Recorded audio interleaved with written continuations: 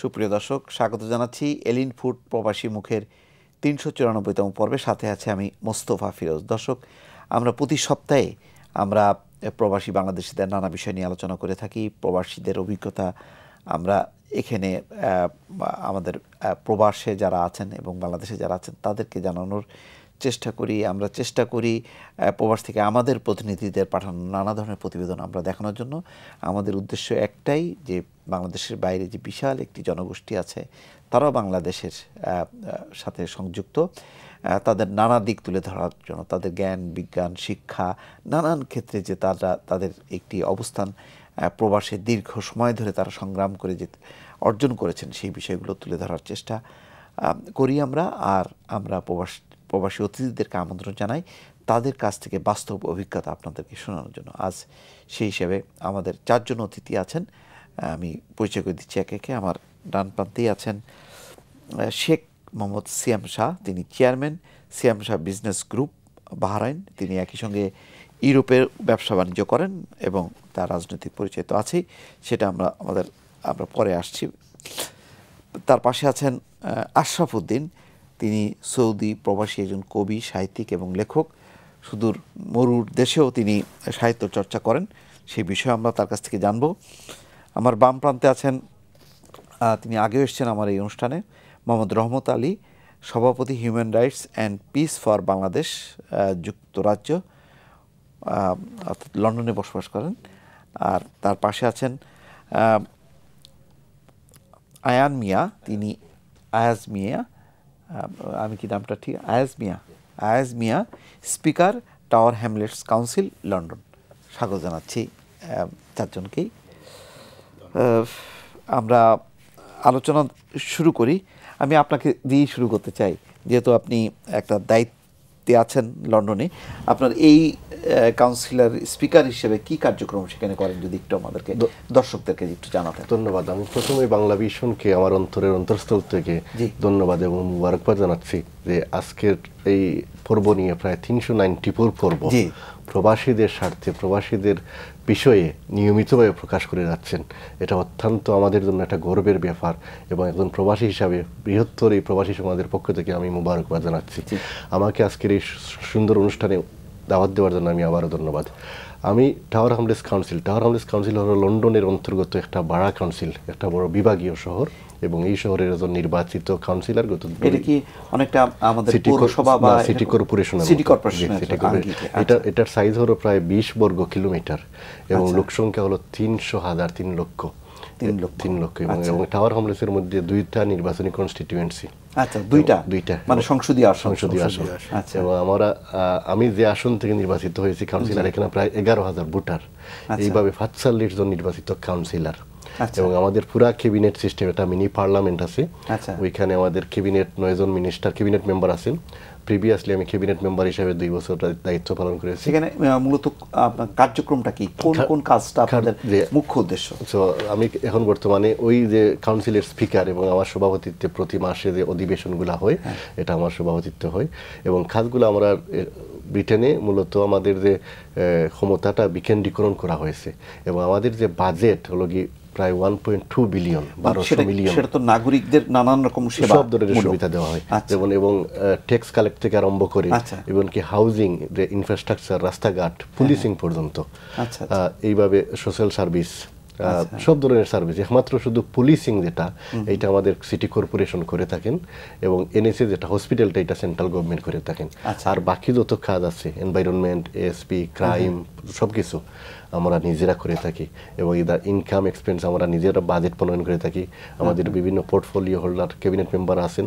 আমাদের এখানে এই দেশের পার্লামেন্টের মতো প্রতি মাসে অধিবেশন হয়, এখানে বিল উত্থাপন হয়, কোয়েশ্চন আনসার হয়, ডিবেট ডিসকাশন হয়, কন্ট্রিবিউটে পাস হয়, আবার স্ক্রুটিনিতে যায়, আবার এটা ইমপ্লিমেন্ট হয়। আচ্ছা, তো অ্যাজ মানে ধরেন সেখানে তো আপনি অবশ্যই লন্ডনের ব্রিটিশ অবশ্যই, কিন্তু অ্যাজ মানে আপনি এই কার্যক্রম করতে যে মানে আপনার ফিলিংসটা কেমন হয় অ্যাজ বাংলাদেশি হিসেবে? এটা বাংলাদেশি হিসেবে প্রথমে অত্যন্ত গর্বিত, কারণ গ্রেটার লন্ডনের মধ্যে 32টা বাড়া কাউন্সিল, এই 32টা বাড়া কাউন্সিলে আমার এই যে স্পিকারের অপর নাম হলো মেয়র, অন্যান্য সব কাউন্সিলে এই পজিশনকে বলা হয় মেয়র, বাট আমাদের টাওয়ার হামলেসে একজন ইলেক্টেড মেয়র আছেন, সেজন্য কনফিউশন হয়ে যাবে, তাই আমাকে বলা হয় স্পিকার, বাট ফাংশনটা কাজটা হলো এটা মেয়রের। এবং মেয়র অ্যাসোসিয়েশনের আমি একজন মেম্বার হিসাবে যখন প্রতি মাসে মেয়র অ্যাসোসিয়েশনের মিটিংয়ে যাই, তখন আমি একমাত্র বাংলাদেশি, আর সবাই নন বাঙালি। তখন এটা বাংলাদেশ হিসাবে আমি গর্ববোধ করি, এবং টাওয়ার হামলেসের সাথে সাথে আমি বাংলাদেশকে প্রমোট করার চেষ্টা করি। ধন্যবাদ। আমরা শুনলাম। আমি একটু এই প্রান্তে আবার একটু চলে আসি, একেবারেই মধ্যপ্রাচ্যের বাহরাইনে। অবশ্যই যেহেতু আপনি ইউরোপ জুড়ে আপনার কার্যক্রমটা আছেন, এবং আপনি কি কি করছেন, মানে বলছিলেন যে 11 বছর পর আপনি দেশে আসলেন, এই আপনার মূলত কি কাজের সঙ্গে আপনি যুক্ত আছেন? প্রথমেই আমি মহান স্বাধীনতা দিবসের আজকে এই মহান স্বাধীনতা দিবসের মাস, সো জাতির জনক বঙ্গবন্ধু শেখ মুজিবুর রহমানের জন্মের মাস এটা। তো এই মাসে বাংলা ভিশন এর সমস্ত কলাকৌশলী ও যারা শুভাকাঙ্ক্ষী ও দর্শকবৃন্দ আছে এবং বাহরাইন প্লাস বিশ্ব প্রবাসী, তাদের স্বাধীনতা দিবসের শুভেচ্ছা জানাচ্ছি। আমাদের আসলে আমি যখন 2008-এ প্রথম প্রবাসে যাই, তখন আমি একটা জিনিস খেয়াল করছি যে আমাদের দেশের মানুষকে আরব দেশে বিশেষ করে দুইটা কারণে ওরা ভালোবাসে। একটা হলো আমরা সৎ এবং আমরা মেহনতি। তো আমি প্রথমে একটা কোম্পানির জেনারেল ম্যানেজার হিসেবে ওখানে গেছি। যাওয়ার পর দেখলাম যে আমরাই কাজ করি, আমরাই সব কিছু করি, কিন্তু নেতৃত্বটা দিছে নন বাঙালি যারা, যেমন ইন্ডিয়ান অন্যান্য দেশের লোকজন। তারপর মনে করলাম যেহেতু আমরাই কাজ করি, আমরাই সব, আমরা নিজেরা কেন পারবো না? নিজেরা পারবো না। তারপরে আমি একটা কোম্পানি, কনস্ট্রাকশন কোম্পানি প্রথমে শুরু করি। কনস্ট্রাকশন কোম্পানির সাথে আমি তারপর বাহরাইন যে রয়্যাল কোর্ট, বাহরাইনের যে মিনিস্টারিতে প্রধান কার্যক্রম হয়, ওখানে একটা কন্ট্রাক্ট নেওয়ার পরে তারপর ইভেন্ট ম্যানেজমেন্টের ব্যবসার সাথে জড়িত হই। তো ইভেন্ট ম্যানেজমেন্টের ব্যবসাটা হয়েছে যেমন ফর্মুলা 1 হয় ওখানে। তো এই কম্পিটিশনের মধ্যে কিভাবে আপনি এগোলেন? যেহেতু আপনি বললেন যে বাংলাদেশিরা উচ্চ পদে নেই, সব উচ্চ পদে হচ্ছে অন্য দেশিরা। এখানে দুইটা জিনিস, একটা হলো যেহেতু শ্রম বাজারটা শুধু আমরা বাঙালিরা বেশিরভাগ কাজ করি একটা, আরেকটা জিনিস হলো রাষ্ট্রতন্ত্র দেশে একটা আছে, যেমন ওদের যে লোকাল কোম্পানি, তাদের ওরা ট্রাস্ট করে না, ওদের অনেক প্রাইভেসি পলিসি আছে। আমি ফরেনার, তো এই জন্য আমাদের ওরা ট্রাস্ট করে 100%। এই জন্য ওই ওদের যে মূল কাজগুলো, যে মিনিস্টার অফ ইন্টারিয়র, তারপর minister of foreign affair, minister cultural, ওগুলোর সাথে যেহেতু আমরা জড়িত আছি, তো আমরা একেবারে ওদের, যেমন কিছুদিন আগে একটা জিসিসির মিটিং হয়েছে, গালফের 7টা দেশের প্রেসিডেন্ট আসছে। ওখানে আমরা গেছি, আমরা কাজ করছি, আমাদের পুরো ম্যানেজমেন্টের দায়িত্ব ছিল, কিন্তু অন্য কোনো দেশি লোকজন ওভাবে কাছাকাছি যাইতে পারে নাই। কারণ আমরা বাঙালি, আমাদের একটা সুনাম আছে, আমরা মুসলমান, আর একটা ব্যাপার আমরা অনেক বিশ্বাসী, এই জন্যই আমরা আগাইতে পারছি আর কি। তো আপনার ইউরোপের কর্মকাণ্ড নিয়ে আমি একটু আলোচনা করব পরে। আমি একটু আসি রহমত আলী আপনার কাছে, যে এই যে উনি বলছিলেন আপনার পাশের যে বাংলাদেশের কমিউনিটিকে রিপ্রেজেন্ট করেন এবং বাংলাদেশের স্বার্থটা দেখা, আসলে লন্ডনে আমাদের যে বিরাট একটা জনগোষ্ঠী আছে, তার মধ্যে আমাদের যে কারি ইন্ডাস্ট্রি, তারপরে আমাদের ওখানে এডুকেশন সেক্টরে অনেকে পড়াশোনা করতে যাইতো আগে, এখনও হয়তো যাচ্ছে, কিন্তু এই সব জায়গাগুলো কিন্তু ক্রমেই কিন্তু সংকুচিত হয়ে আসছে। সেই জায়গাটায় আমরা আসলে কি কন্ট্রিবিউট করতে পারছি? আর দেখেন, যুক্তরাজ্যে এখন আমরা 3 প্রজন্মের বসবাস। উনি হচ্ছেন 3য় প্রজন্ম বলতে হবে। হ্যাঁ, উনার ফাদার ছিলেন এবং এরপরে উনার আরও প্রবীণ যারা, তারাই ছিলেন। তো প্রথম প্রজন্ম আমাদের যারা, তারা খুব কষ্ট করেছেন এবং তারা অত্যন্ত আমাদের জন্য যে ইয়েটা উর্বর করে গেছেন, এই উর্বরের সফলতা এখন আমরা পাচ্ছি। এই যে দেখছেন, উনি স্পিকার হয়েছেন, মেয়র হয়েছেন, এমপি হয়েছেন, বা আরও যারা বিভিন্ন দায়িত্বে আসছেন, তারা তাদের সেই পূর্বসূরীদেরই অবদানের ফসল। তো এখন যেহেতু বিশ্বজুড়ে একটা মান্দাভাব আছে, সেক্ষেত্রে সেই হিসাবে আমাদের ব্রিটেনেও এর প্রভাব পড়েছে। তো এই যে কারি ইন্ডাস্ট্রিজ আর আমাদের যে স্টুডেন্ট ভিসা, যেটাকে স্পষ্ট করে বলতে হয়, কারি ইন্ডাস্ট্রিজের মধ্যে আমাদের আগের যে অবস্থান ছিল, এখন সেটা কিছুটা সংকুচিত হয়ে আসছে দক্ষ কর্মীর অভাবে। তো অনেকে মনে করছেন যে এটা যদি বাংলাদেশ থেকে কিছু কর্মী নেওয়া যায়, স্কিল যারা আছেন তাদের যদি নেওয়া যায়, তাহলে হয়তো এই সংকট আর থাকবে না। কারণ আমাদের নতুন প্রজন্ম যারা, তারা কিন্তু এই সেক্টরে আসতে চাচ্ছে না। যে কারণে এখানে একটা গ্যাপ সৃষ্টি হয়ে যাচ্ছে। আর এই গ্যাপ সৃষ্টি হওয়ার কারণে আমাদের অনেকে সার্ভাইভ করতে পারতেছেন না, আগের মতো রেস্টুরেন্ট পরিচালনা করতে পারতেছেন না, এটা হলো একটা ব্যাপার। তো আমাদের লবিং চলছে এবং ইমিগ্রেশন সহজতর করার জন্য এটা প্রচেষ্টা চালিয়ে যাওয়া হচ্ছে, এটা হলো এক। আর দ্বিতীয় হলো যে স্টুডেন্ট ভিসা, সেটা আগে একবার আচ্ছা আমি আসছি স্টুডেন্ট ভিসার বিষয়গুলো আপনার কাছে আসছি, তবে তার আগে আমরা একটু যেতে চাই চেক রিপাবলিকের রাজধানী প্রাগে, যেখানে আছেন আমাদের ইউরোপ প্রতিনিধি ফয়সাল আহমেদ দ্বীপ। আমি দ্বীপের কাছ থেকে শুনতে যাচ্ছি, স্কাইপ সংযোগে আছেন, যে সেখানে ওয়ার্ক ভিসার নিয়ে একটা জটিলতা আছে এবং তার পাশাপাশি কিছু সম্ভাবনাও আছে। আপনি যদি একটু সংক্ষেপে যান, আমি একটু আপনার কাছ থেকে একটু শুনি। ফয়সাল আহমেদ দ্বীপ এই মুহূর্তে প্রাগে অবস্থান করছেন। দ্বীপ। জি, ধন্যবাদ দীপু ভাই। আপনি নিশ্চয়ই জানেন যে ইউরোপের এই ছোট্ট দেশটি একটি পর্যটন নির্ভর দেশ এবং একটি সম্ভাবনার দেশ হিসেবেই পরিচিত ইউরোপের কাছে। বিশেষ করে প্রবাসী বাংলাদেশিদের ক্ষেত্রে আমি বলতে চাই যে এখানকার স্থানীয় একজন ব্যবসায়ী মামুন হাসান, ওনার সাথে আমার কথা হয়েছে আজকেই। কারণ আমি যখন আমাদের আজহার বাবু ভাই কোথায় থেকে 3 থেকে 4টা ছেলে আমার সাথে ফেসবুকের মাধ্যমে যোগাযোগ করেছে, তাদের ওয়ার্ক পারমিট ভিসা বের হয়েছে প্রায় 7-8 মাস হলো, কিন্তু তারা বাংলাদেশে যেহেতু চেক রিপাবলিকের কোনো এম্বাসি নেই, সেক্ষেত্রে তারা নিউ দিল্লি থেকে সেই অ্যাপয়েন্টমেন্ট নিয়ে ভিসা নেয়। তো সুতরাং তারা 7-8 মাস ধরে নিউ দিল্লির যে এম্বাসি রয়েছে সেই এম্বাসি থেকে কোনো ধরনের অ্যাপয়েন্টমেন্ট পাচ্ছে না।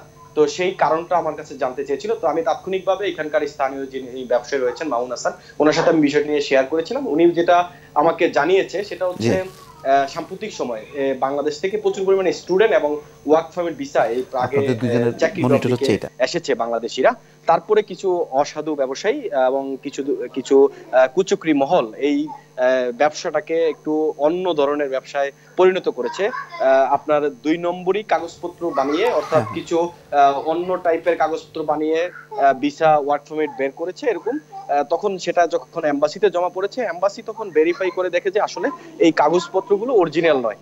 তখন তারা যে বৈধভাবে যারা ওয়ার্ক পারমিট বের করছে এবং অবৈধভাবে যারা বের করছে, দুটো মিক্সড আপ হয়ে এখন টোটাল সবকিছুই বন্ধ করে দিয়েছে। অর্থাৎ দিল্লি থেকে বাংলাদেশিদেরকে কোনো ধরনের অ্যাপয়েন্টমেন্ট দিচ্ছে না। এই হচ্ছে বর্তমান সময়ে যে সম্ভাবনার যে বাজারটি নষ্ট হয়েছে সেই বিষয়টাই আপনাকে জানিয়েছি। আর বিশেষ করে আমি বলবো যে লাস্ট ইয়ার, গত বছর আমি যখন প্রাগে আসছিলাম, তখন এখানকার স্থানীয় যে অবস্থা দেখেছি এবং সাম্প্রতিক সময় যে অবস্থা দেখেছি, এখানে যারা বাংলাদেশি আছেন 3 থেকে 400, তারা খুবই শান্তিপূর্ণ অবস্থানে এখানে বসবাস করছেন এবং বাংলাদেশিরা নানা রেস্টুরেন্ট ব্যবসা থেকে শুরু করে বিভিন্ন ধরনের ব্যবসা বাণিজ্যে এগিয়ে যাচ্ছেন এবং এখানকার যে মূলধারার সাথে সম্পৃক্ত হওয়া, সেই জিনিসটাও এখানকার বাংলাদেশিরা করেছেন এবং এই দেশে মূলধারার সাথে সম্পৃক্ত হয়েছেন। দীপু ভাই, আজহার বাবু ভাই কোথায়? সেখানে আমাদের কমিউনিটি নেতা আজহার বাবু। হ্যালো, আজহার বাবু এবং মৌমিতা আমাদের কমিউনিটি নেতা, ওনারা কোথায়? হ্যালো, হ্যাঁ দীপা, আমাকে শোনা যাচ্ছে? আচ্ছা, আমরা জি ধন্যবাদ। আমরা শুনলাম, আমরা ঠিক সংযুক্ত হতে পারছি না, আমরা কিছুটা জানলাম চেক রিপাবলিক সম্পর্কে। আমি একটু আপনার কাছে আসছিলাম যে স্টুডেন্ট ভিসার যে বর্ণনা উনি দিলেন, সেটা থেকে আমরা মুক্ত নই। আমাদের এক সময় স্টুডেন্ট ভিসা দেওয়া হয়েছিল এবং সেটা প্রচুর এবং অপব্যবহার করা হয়েছে। হ্যাঁ, যে কারণে তারাই এটা আবার বন্ধ করে দিয়েছে। তো এটা অত্যন্ত দুঃখজনক যে একটা সুযোগ সৃষ্টি হলে আমাদের মানুষের যাওয়ার সেই দেশে বা একটা সুযোগ পাওয়ার, সেখানে অপব্যবহার করা হয়, মিস ইউজ করা হয়, যে কারণে এটা তারা বাধ্য হয় ওটাকে বন্ধ করে দিতে। তো আমরা চাই যে নতুনভাবে আবার হয়তো শুরু হবে, আমরা প্রচেষ্টা চালাচ্ছি। এই যে যারা আছেন আমাদের বাঙালি কমিউনিটির বা বিভিন্ন কমিউনিটির মানুষ, তারা চাচ্ছে যে আবার সেই স্টুডেন্ট ভিসা এবং ওয়ার্ক পারমিটের সুযোগ সৃষ্টি হোক, এবং সেটা যদি সৃষ্টি হয় তাহলে অবশ্যই এই সংকট কেটে যাবে। এবং আমরা যে অবস্থানে আছি, আমার মনে হয় আমাদের এখানে অনেক সুযোগ আছে, ব্রিটেনে অনেক সুযোগ আছে এবং অনেক কিছু করার আছে। এই করার কারণে আমরা এই সুযোগকে যদি সুযোগ ব্যবহার করি, শুদ্ধ ব্যবহার করি, তাহলে হয়তো আমাদের আরও অনেক মানুষ যাওয়ার সুযোগ সৃষ্টি হবে এবং আমাদের কমিউনিটি আরও শক্তিশালী হবে। আমরা মিডিয়ার লাইনে যারা আছি আমরা চাই যে আমাদের বাঙালি লোকজন যাক, তারাই হবে আমাদের পাঠক এবং তারাই হবে আমাদের ভবিষ্যতের এই দেশের মানে সম্পদ। এটাই হলো আমাদের। আসছি কবি এবং লেখক আশরাফ উদ্দিন, আপনার কাছে জানতে চাই, আপনি যেহেতু কয়েকদিন আগে এসছেন, আমি একটু সৌদি আরবের সর্বশেষ পরিস্থিতি আমরা জানতে চাই। যে বারবার আমরা শুনি যে সেখানে ব্যবসা বাণিজ্য ক্রমেই সংকুচিত হয়ে আসছে প্রবাসী বাংলাদেশিদের জন্য, আসলে এমন অবস্থাটা কেন? ধন্যবাদ আমার প্রিয় বড় ভাই দীপু ভাই, ধন্যবাদ বাংলা ভিশন, ধন্যবাদ এলিন প্রবাসী মুখ। সত্যি অর্থে আমরা প্রবাসীরা আসলে অবহেলিত। বাংলা ভিশনের মাধ্যমে আমার লন্ডনের ভাই যেভাবে উপস্থাপন করছেন, আসলে আমরা যে যে কর্মগুলোতে আছি আমরা আসলে নিগৃহীত ছিলাম। তো ভাই আপনার প্রশ্নটা ছিল যে সৌদি আরবের বর্তমান অবস্থা। জি, সৌদি আরব আমরা জানি যে সৌদি আরবটা আসলে আমার ব্যক্তিগত অভিমত, আমি একজন চাকরিজীবী প্লাস পাশাপাশি আমি আমার নিজের ব্যবসার অভিজ্ঞতা থেকে বলি, সত্যিকার অর্থে সৌদি আরব পৃথিবীর একটা অন্যতম জায়গা যেখানে ব্যবসা বাণিজ্যের জন্য একটা অভয়ারণ্য, যেখানে একসময় ভ্যাট ছিল না, ইনকাম ট্যাক্স ছিল না। আমরা যারা ব্যবসা করতাম, আমরা এলসি করার পর আমরা আমাদের নিজেদের মতো আমরা প্রাইস বসাতাম। আজকের এই পরিস্থিতির জন্য যদিও ওটা ওদের আভ্যন্তরীণ, কিন্তু মূলত আসলে ওদের যে যুদ্ধ পরিস্থিতি, মূলত ইয়েমেনের সাথে যুদ্ধ অবস্থা হওয়ার এবং বর্তমান যে যুবরাজ তিনি আসার পরে আসলে মূলত এই যুদ্ধ অবস্থা। আসলে এই যুদ্ধের খরচ, দ্বিতীয়ত হচ্ছে তেলের দাম এখন অনেক কম, প্রতি ব্যারেলে এখন অনেক কম, আপনি জানেন এটা। যার জন্য আস্তে আস্তে এবং ওদের অর্থনৈতিক অবস্থা আস্তে আস্তে ক্রমেই সংকুচিত হচ্ছে।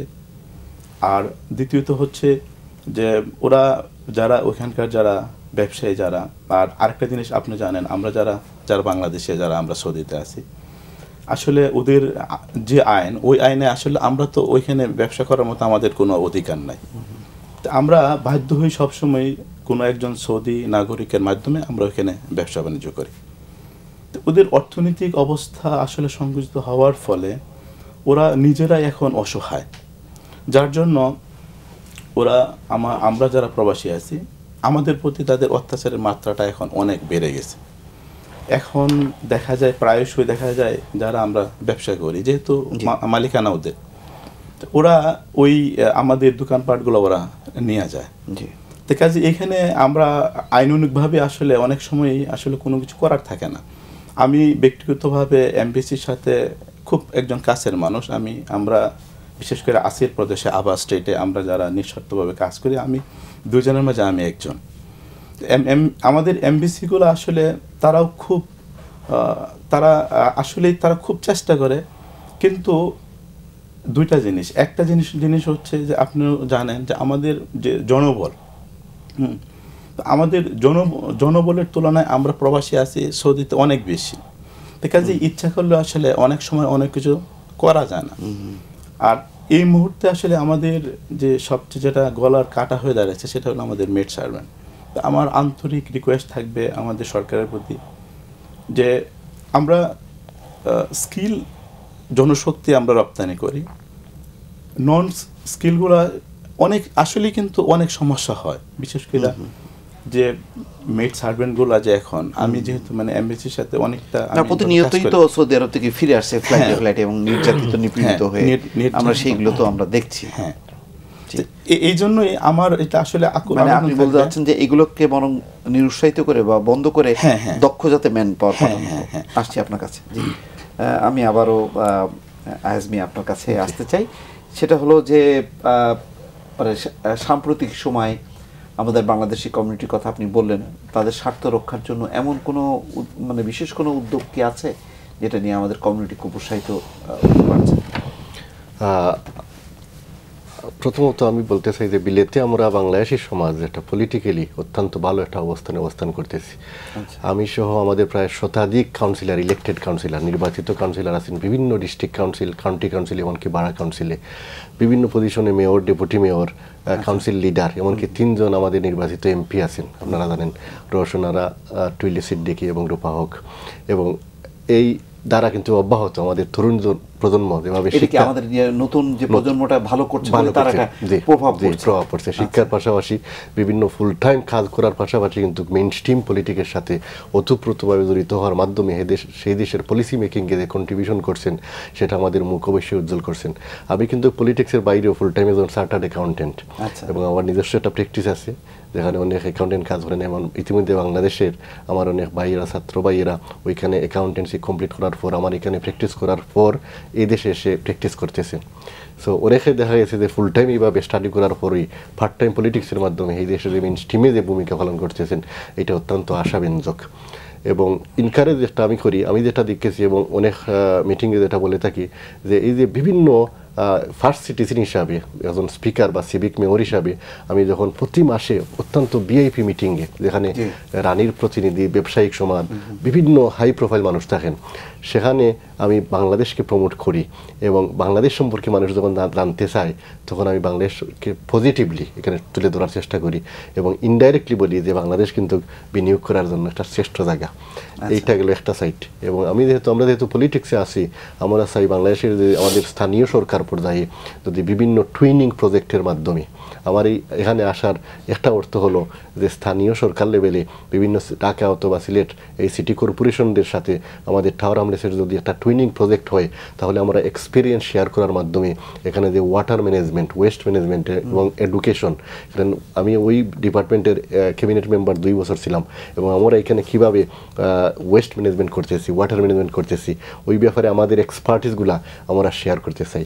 এবং এই ব্যাপারে সংশ্লিষ্ট যারা আছেন এদেশে তাদের সাথে অত্যন্ত ফলপ্রসূ আলোচনা হয়েছে এবং আমরা আশা করতেছি এই ব্যাপারে হয়তো অতীতে আমরা একটা ভালো মানে কনক্লুশনের দিকে অগ্রসর হতে পারবো, যেটার মাধ্যমে দুদেশ আরও ভালোভাবে একত্রিত হয়ে, ঐক্যবদ্ধ হয়ে কাজ করতে পারবে এবং দুই দেশের যে ভ্রাতৃত্ব বন্ধন এটা আরও বৃদ্ধি হবে এবং দুই দেশ বেনিফিটেড হবে। জি, ধন্যবাদ।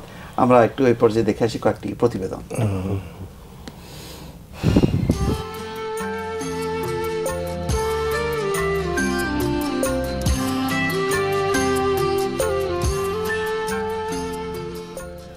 এ যেন চিরচেনা প্রভাত ফেরি, বেদিতে ফুলদান আর এভাবেই ভাষা শহীদদের স্মরণ। অস্ট্রেলিয়ার মেলবোর্নে ভিবিসিএফ সংগঠনের কল্যাণে প্রবাসীরা পালন করেছেন অমর একুশে ও আন্তর্জাতিক মাতৃভাষা দিবস।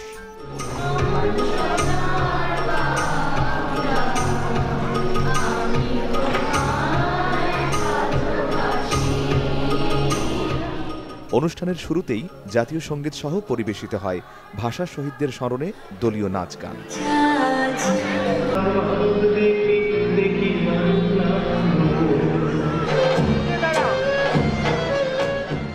মিরাজ নাইমের পরিকল্পনায় নৃত্যনাট্য এবং সায়রা ও তার দলসহ সাংস্কৃতিক পর্বে বিভিন্ন ধাপে অংশ নেন প্রায় 100 শিশু কিশোর। সাউন্ড ও কমিউনিকেশনে দেখভাল করেন মোশাররফ রেহান।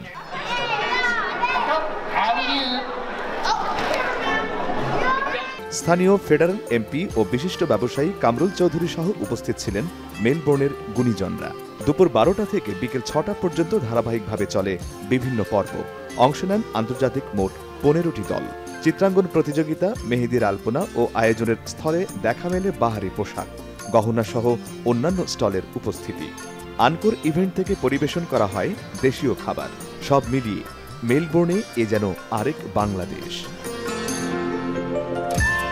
আমরা বিদেশের মাটিতে এই প্রবাসে বাংলা ভাষাকে চ্যালেঞ্জ হিসেবে নিয়েছি। বাংলা ভাষা এবং বাংলা সংস্কৃতিকে এই বিদেশের মাটিতে আরও পরিস্ফুটিত করার জন্য আমরা আমাদের সব রকম সহযোগিতা চেষ্টা করতেছি। বড় একটা কিছু এদেশে হবে সেই স্বপ্ন নিয়েই আমরা আছি এবং সেটাই আশা করি এবং প্রত্যেক বছর দ্বিগুণ হচ্ছে পরিমাণে। Khoshiya Varghese, our upper house member for Western Region, and our councillors who are here today, Councillor Josh Gilligan, who you heard speak, and Councillor Walter Villa-Gonzalez. আগামীতে ইনশাআল্লাহ এই প্রোগ্রামটা আমরা অনেক দূর নিয়ে যাব এবং আমরা যেটার জন্য কাজ করতেছি একটা পার্মানেন্ট শহীদ মিনার ইনশাআল্লাহ খুব শীঘ্রই আমরা উইন্ডাম সিটি কাউন্সিলের আন্ডারে আমরা একটা শহীদ মিনার করতে পারবো। আমরা এভাবে সবাইকে এনকারেজ করি, বাচ্চাগুলোকে উৎসাহিত করি যাতে আমাদের ভাষাটার প্রতি ওরা আগ্রহী হয়, এভাবে বাংলা ভাষাটাও যেন ওরা ইংরেজি পাশাপাশি শিখে।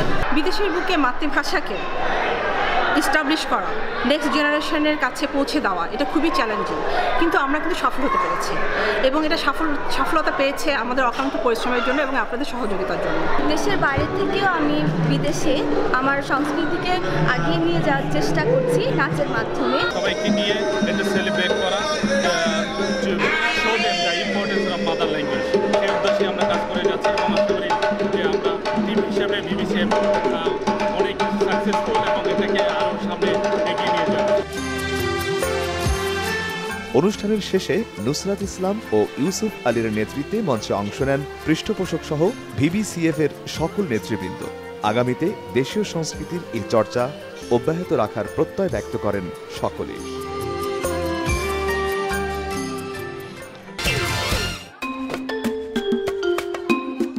অন্যান্য বছরের মতো এবারও ব্যাপক উৎসবমুখর পরিবেশের মধ্য দিয়ে জার্মানির রাজধানী বার্লিনে অনুষ্ঠিত হয়েছে শুভ্র ও স্নিগ্ধতার দ্যুতি ছড়ানো বাংলা ঋতু ফাল্গুনকে বরণ ও শীতকালীন পিঠা উৎসব। শনিবার বিকেলে রাজধানীর নয়কোলনের স্থানীয় একটি মিলনায়তনে বার্লিন প্রবাসী মহিলাদের উদ্যোগে এই পিঠা উৎসব ও ফাল্গুন বরণ অনুষ্ঠানের আয়োজন করা হয়।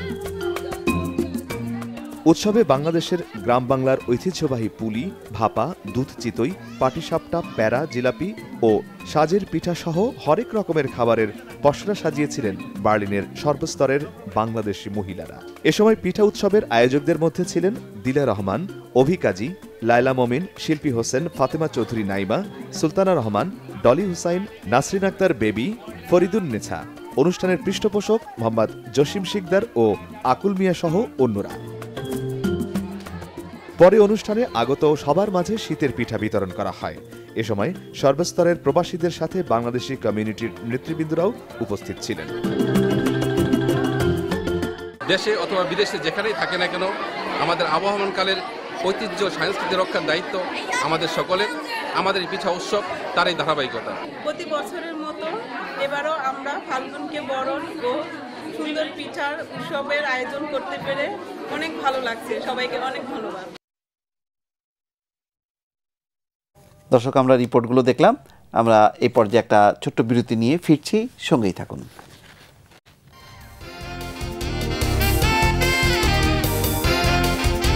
হ্যালো,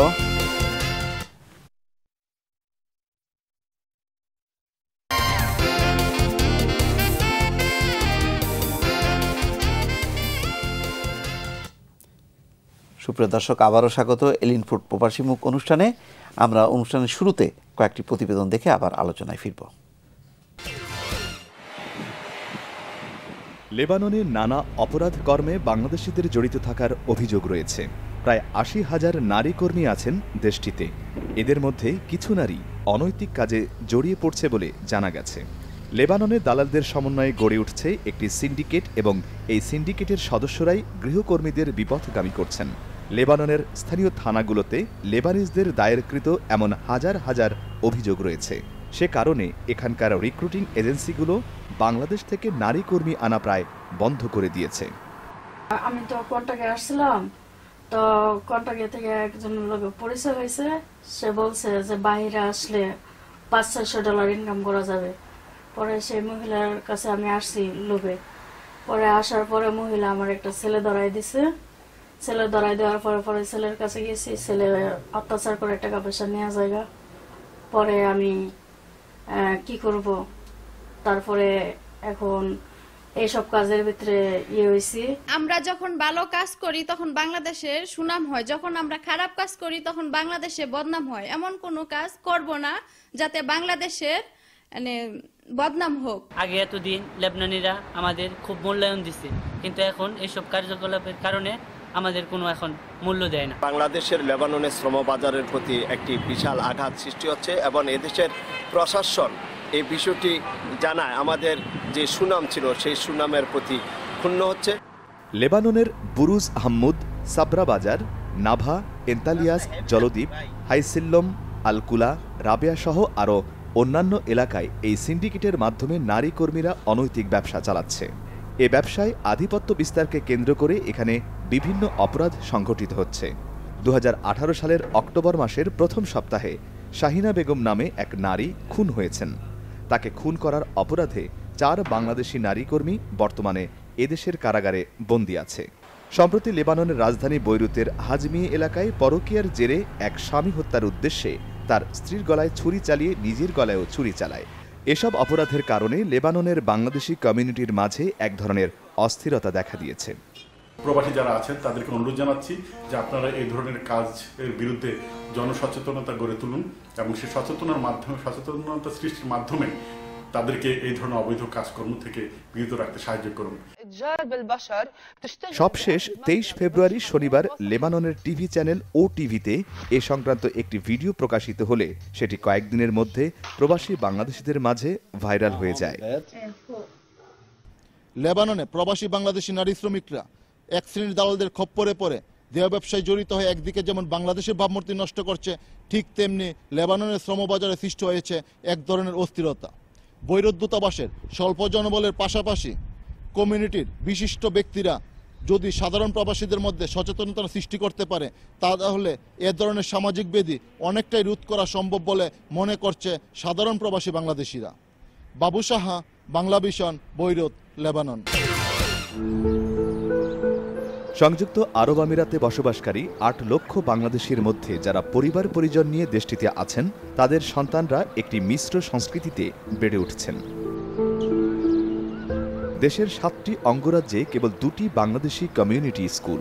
এত বিশাল জনগোষ্ঠীর জন্য তা যথেষ্ট না হওয়ায় একটি বড় অংশ বিদেশি কারিকুলামে তাদের সন্তানদের লেখাপড়া করাচ্ছেন। আমি আবুধাবিতে জন্মগ্রহণ করেছি, ঠিক এই হসপিটালে। এরপর আমি দেশে গিয়ে O-levels and A-levels কমপ্লিট করেছি। আর এরপর আমি ব্র্যাক ইউনিভার্সিটি ইকোনমিক্স ডিপার্টমেন্ট থেকে গ্র্যাজুয়েট করেছি কয়েক মাস আগে। আর এখন এত বছর পর আবুধাবিতে এসে সেই আগে বন্ডিংটা আমি এখনও ফিল করছি। বাংলাদেশে চলে যাওয়া হয় এবং দুবাইতে যখন দুবাই আর বাংলাদেশের মধ্যে এরকম একটা সময় হয়ে গেছে যে আমি বুঝতেই পারি না আমি কোথায় বিলং করি। বাংলাদেশে গেলে দুবাইতে মিস করি আর দুবাইতে আসলে বাংলাদেশে মিস করি। A-level কিংবা বাংলাদেশি কারিকুলামে উচ্চ মাধ্যমিক শেষে তাদের অনেকেই উচ্চশিক্ষা গ্রহণের জন্য সন্তানদের বাংলাদেশ কিংবা ফার ইস্টের দেশগুলোই, ইউরোপ, আমেরিকা, অস্ট্রেলিয়ার দেশগুলোতে পাঠাচ্ছেন। আমার বাবার কর্মস্থল UAE। আমার জীবনে একটা সময় আমি ওখানে থাকতাম। এখন পরে হায়ার স্টাডি পারপাসের জন্য দেশে চলে এসেছি। এখন Bangladesh university of engineering and technology মানে বুয়েট যেটা, সেখানে ট্রিপলিতে পড়াশোনা করছি। সে ক্যারিয়ার যদি কখনো মিডল ইস্টে কোনো কান্ট্রিতে করি তাহলে ইনশাল্লাহ UAE-তেই করবো। বাংলাদেশ আর UAE-র মধ্যে সম্পর্কের জন্য আমাদের যে জেনারেশন তাদের মাধ্যমে যেন সম্পর্কটা আরও অনেক ভালো হয়। আমার ফিউচারে খুব ইচ্ছা আছে গুগলে কাজ করার জন্য, because as opposed to Microsoft or other খুব বড় টেকনোলজি কোম্পানি, আমার সবচেয়ে গুগলকে ভালো লাগে। এদের অনেকেই ইমিগ্রেন্ট হয়ে সেসব দেশেই থেকে যাচ্ছেন, অনেকে আবার শিক্ষা জীবন শেষে আরব আমিরাতেই ফিরে আসছেন। এ প্রজন্ম উচ্চতর দক্ষতা নিয়ে একজন পেশাজীবী হিসেবে আমিরাতে তাদের সফল ক্যারিয়ার গড়ে তুলছেন।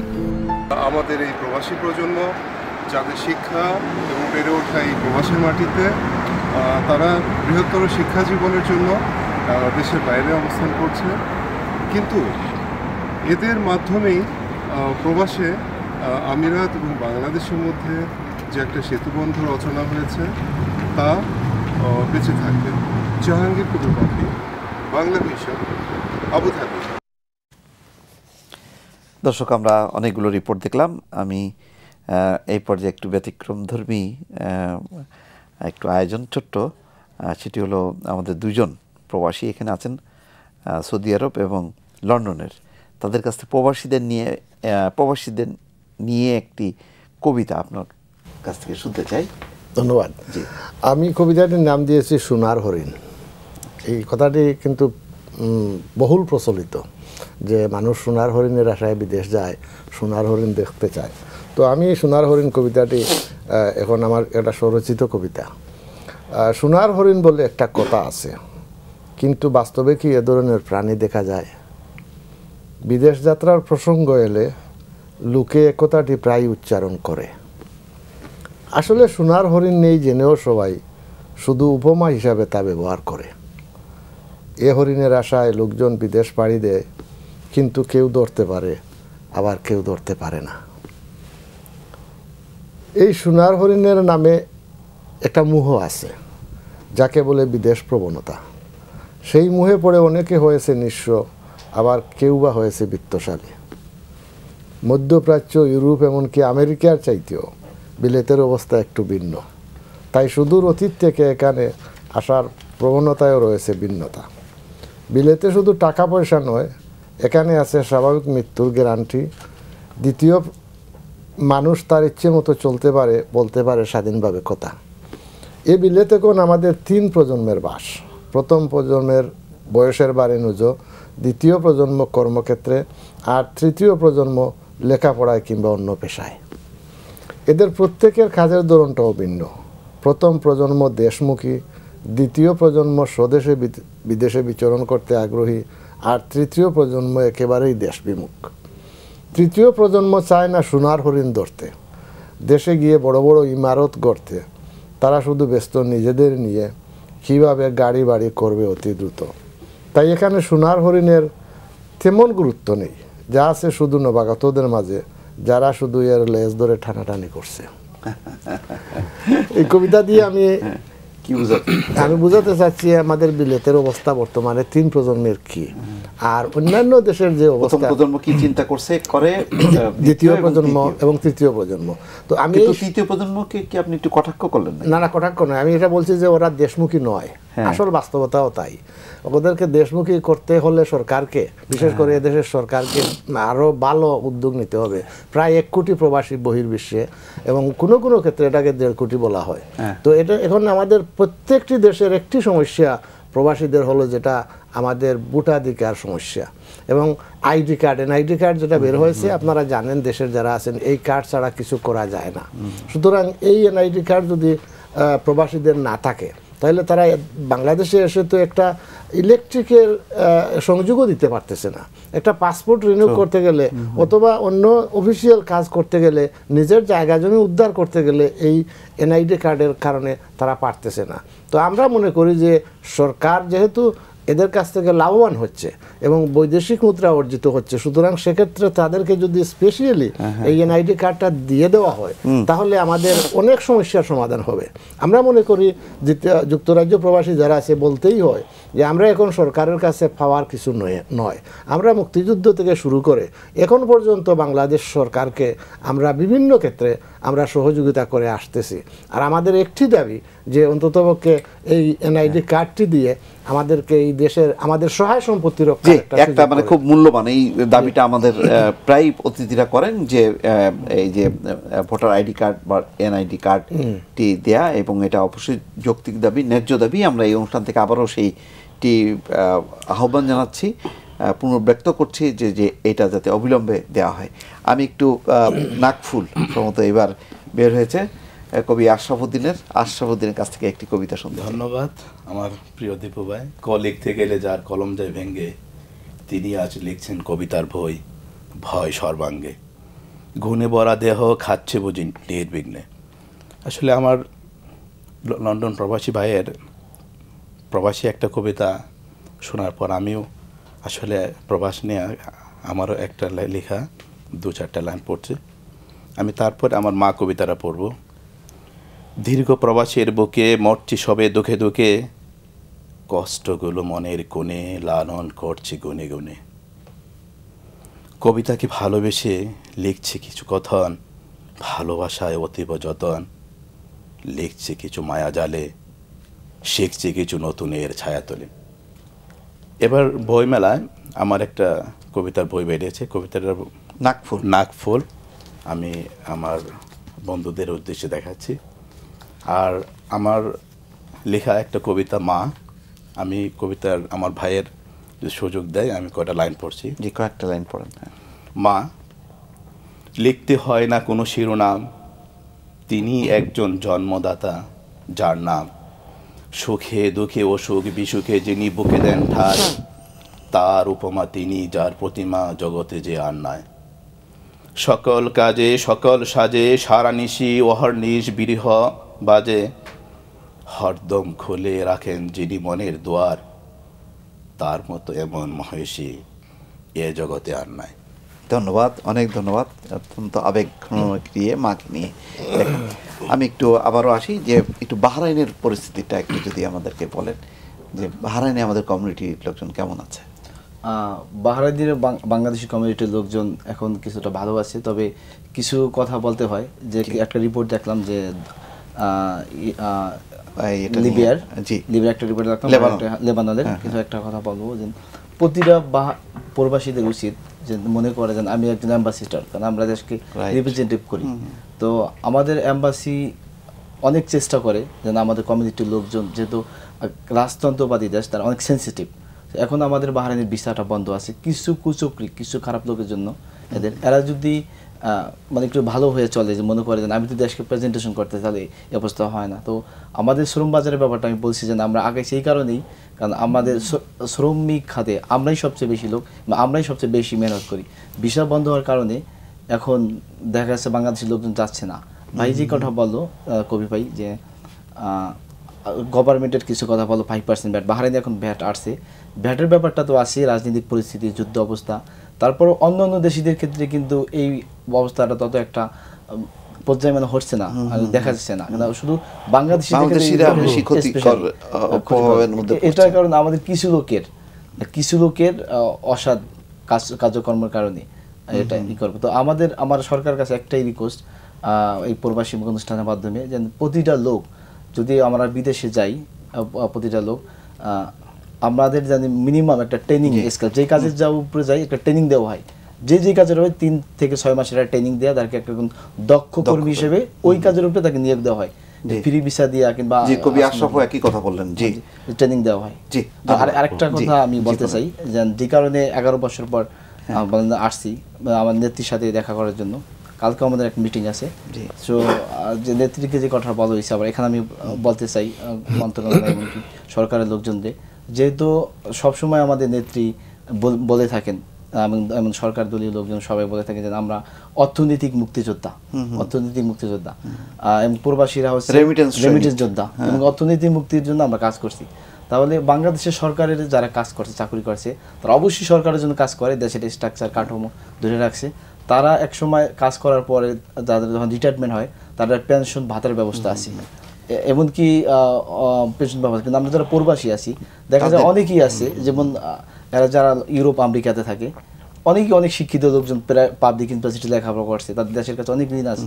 তারা কিন্তু অনেক লোকই আছে, সবাই না, যে তারা বাংলাদেশে আসে অনেকদিন পর, ঠিক আছে, কিন্তু ওই বাবা মা মারা যাওয়ার পর ভিটাটা বিক্রি করে নিয়ে যাওয়ার জন্য। কিন্তু আমরা মিডল ইস্টে যারা আছি, আমি ছোট্ট করে বলবো, তারা কিন্তু যত টাকা পয়সা আছে আমরা ওখানে কিছুই করি না, যেহেতু আমাদের কোনো সিকিউরিটি নেই কিংবা নাগরিকতার সুযোগ নেই, দেশে পাঠিয়ে দিই। অনেক লোকে আমি দেখছি 20, 25, 30 বছর বিদেশ করার পর, দেশে আসার পর সে তার ফ্যামিলিকে সাপোর্ট করছে, বাংলাদেশে সাপোর্ট করছে, তার কিছুই নেই। তো এগুলো বিশেষ কিছু লোকজন যাদের রেকর্ডটা দেখে যে কি কর্মের কাজ করছে, তার যদি একটা পেনশন ভাতা কিন্তু পুনর্বাসনের ব্যবস্থা করা হয়, তাহলে অত্যন্ত ভালো হয়। এটা বিশ্ব প্রবাসীর পক্ষ থেকে একটা প্রস্তাব। আমি একটু শেষ পর্যায়ে আজমিয়া আপনার কাছে, যে এবারে আপনার সফরের মূল ফোকাস পয়েন্ট কি এবং কি অর্জন করলেন?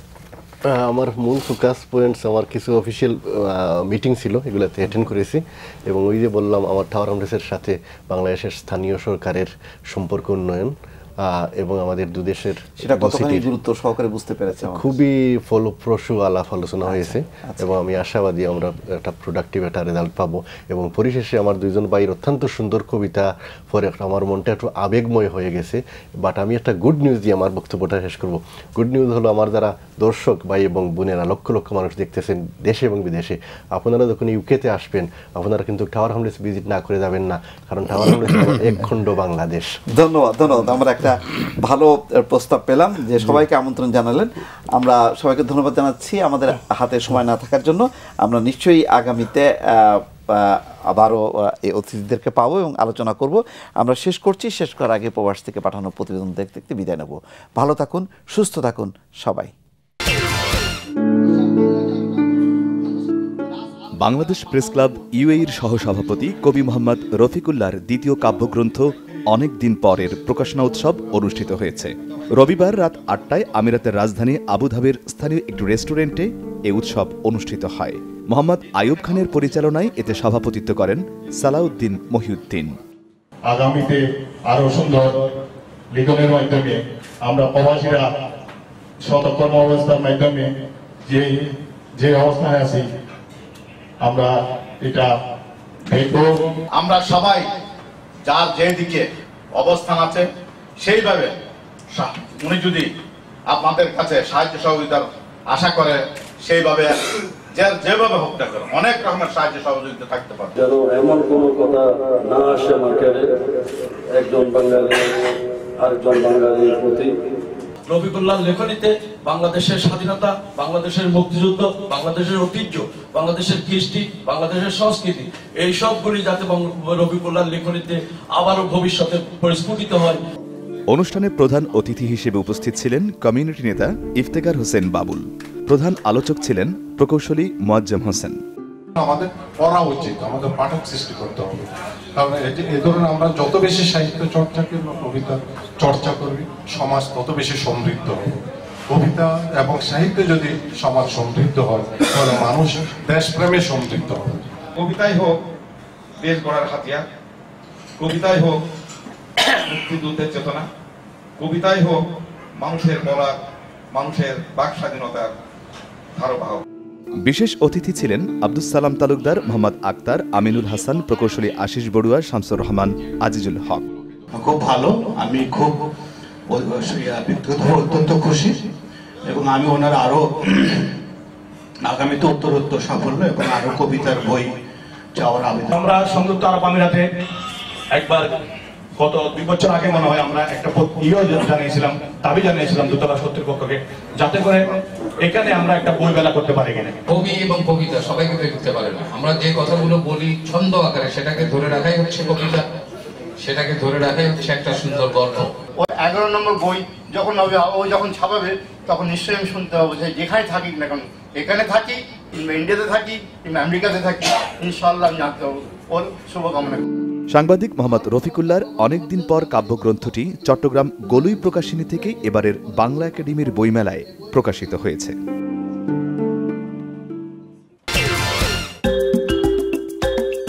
Bangladesh diploma engineers welfare society BDEWS Dubai ও উত্তর আমিরাতের আয়োজনে বার্ষিক বনভোজনের আয়োজন করা হয়। শারজাহ ন্যাশনাল পার্কে আয়োজিত এই বনভোজনে প্রধান অতিথি ছিলেন দুবাই কনসুলেটের কনসাল জেনারেল মোহাম্মদ ইকবাল হোসেন খান। ওয়েলফেয়ারের সভাপতি খন্দকার মিজানুর রহমানের সভাপতিত্বে অনুষ্ঠানটি যৌথভাবে সঞ্চালনায় ছিলেন BDEWS এর সাধারণ সম্পাদক আব্দুল কাইয়ুম ও সাংগঠনিক সম্পাদক জাহাঙ্গীর আলম রূপু। বিশেষ অতিথি ছিলেন দুবাই কনসুলেটের প্রথম সচিব পাসপোর্ট ও ভিসা নূরে মাহবুবে জয়া, প্রথম সচিব লেবার ফকির মোহাম্মদ মনোয়ার হোসেন, ইউএই এক্সচেঞ্জের মার্কেটিং বাংলাদেশ করিডোর হেড সুলতান মাহমুদ, BDEWS এর কেন্দ্রীয় কমিটির সভাপতি আশিস বড়ুয়া, আবুধাবি কমিটির সাধারণ সম্পাদক সাইফুন নাহার জলি, সাবেক সভাপতি আব্দুল মোতালেব, আশিকুর রহমান CIP, হারুনুর রশিদ, মুহিবুর রহমান, হাবিবুর রহমান চুন্নু, মোহাম্মদ শামসুল আলম, মোহাম্মদ জাহাঙ্গীর হোসেন। অনুষ্ঠানে আমিরাতের বিভিন্ন প্রদেশের সামাজিক, রাজনৈতিক, ব্যবসায়ী, সংবাদকর্মী এবং কমিউনিটি ব্যক্তিগণ উপস্থিত ছিলেন।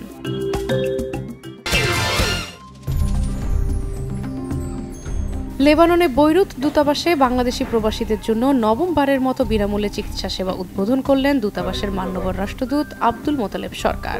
28 ফেব্রুয়ারি বৃহস্পতিবার দূতাবাসের হল রুমে এই সেবা দেওয়া হয়। এ সময় উপস্থিত ছিলেন লেবানন ইউনিফিলে বাংলাদেশ নৌবাহিনীর যুদ্ধজাহাজ বিজয় ব্যানকন 9-এর commanding officer captain Mohammad Nazrul Islam ও দূতাবাসের প্রথম সচিব আবদুল্লাহ আল মামুন, শ্রম, বৈরুত দূতাবাসের উদ্যোগে এবং ইউনিফিলে নিয়োজিত বাংলাদেশ নৌবাহিনীর মেডিকেল টিমের সহায়তায় লেবানন বাংলাদেশি প্রবাসীদের বিনামূল্যে সাধারণ স্বাস্থ্যসেবা ও পরামর্শ প্রদানের মাধ্যমে এই চিকিৎসা সেবা দেওয়া হচ্ছে।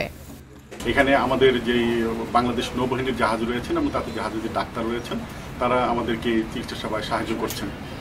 আমরা এই 9 বারে প্রায় 3000-এর মতো বেশি প্রবাসীকে চিকিৎসা দিতে সক্ষম হয়েছি। এখানে প্রচুর বাংলাদেশি প্রবাসীরা আছেন, তাদের মধ্যে অনেকেই স্বাস্থ্যসেবা থেকে বঞ্চিত হচ্ছেন। এখানে স্বাস্থ্যসেবা অনেক এক্সপেন্সিভ হওয়াতে তারা স্বাস্থ্যসেবা নিতে পারছেন না। ওই সময় আমি আমাদের স্বল্প যে মেডিসিন আছে সেটা থেকেও আমি সহায়তা দেওয়ার চেষ্টা করেছি। প্রবাসীদেরকে বিনামূল্যে চিকিৎসা সেবা প্রদান করায় বৈরুত দূতাবাস সহ নৌবাহিনীর সদস্যদেরকে ধন্যবাদ জানায় চিকিৎসা নিতে আসা প্রবাসী বাংলাদেশিরা।